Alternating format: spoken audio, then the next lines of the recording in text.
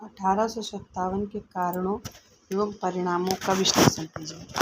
यहाँ पे जो हमारी पहली स्वतंत्रता संग्राम की लड़ाई हुई थी 1857, वो क्यों हुई थी, उनके कारण क्या हैं और उनका परिणाम क्या निकला था, ये क्वेश्चन दिया गया है।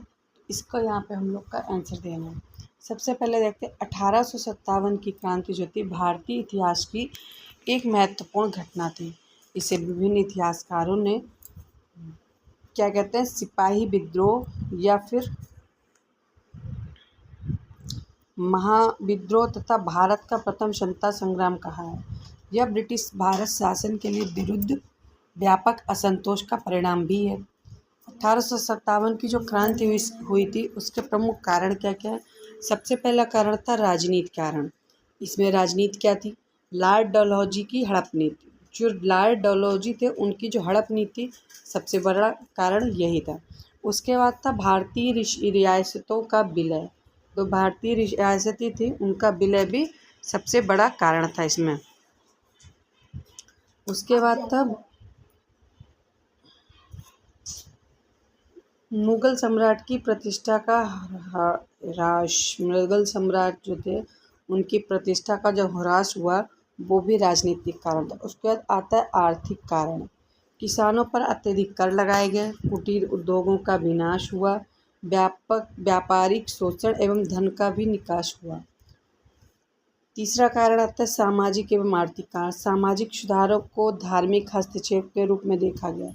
जब हमारे यहाँ पे लोगों ने सामाजिक सुधार को समाज को सुधारना चाहा तो उसको धार्मिक के साथ में देखा गया। एक कारण यही हो गया। मिसाई इसनरियों की गतिविधि को लेकर संदेश। जो ईसाई लोग थे उनकी जो गतिविधियाँ थी उनको भी लेकर संतोष फैल गया। उसके बाद आता है सैनिक कारण। भारतीय सैनिकों के साथ भेदभाव। उनके साथ भेदभाव हुआ। क्या भेदभाव था, चर्बी वाले कारतूस दिए गए, गौमांस के जो बने हुए थे, और सूअर की चर्बी वाले कारतूस भी दिए गए, जिससे मुस्लिम जो लोग थे वो लोग में रोष पैदा हो गया। तो ये थे सैनिक कारण। वेतन और पदोन्नति में असमानता। काम बहुत किया जाता था लेकिन उनकी ना तो वेतन ज़्यादा था ना ही पदोन्नति होती थी, इसलिए सैनिक कारण भी था।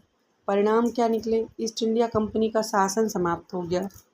1858 के जो भारत शासन अधिनियम द्वारा शासन जो था ब्रिटिश शासन क्राउन के अधीन गया।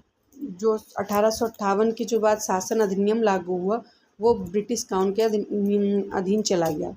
उसके बाद भारतीय सेना का पुनर्गठन किया गया। जो भारतीय सेना थी उसका फिर से गठन किया गया। रियासतों के प्रति ब्रिटिश नीति में परिवर्तन हुआ।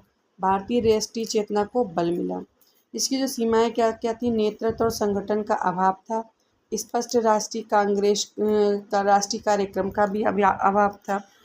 उसके बाद यहाँ पे निष्कर्ष क्या निकला, 1857 की जो क्रांति थी वो क्रांति जो थी वो सफल नहीं हुई थी, क्योंकि वहाँ पे सैनिक कम थे और उस युद्ध की योजना के लिए कोई एक रणनीतिक काम नहीं हुआ था और बहुत से लोग इसमें शामिल भी नहीं थे। तो हमारे पास जो सफल नहीं, फिर भी इसने भारतीय स्वतंत्रता आंदोलन की नींव रखी थी।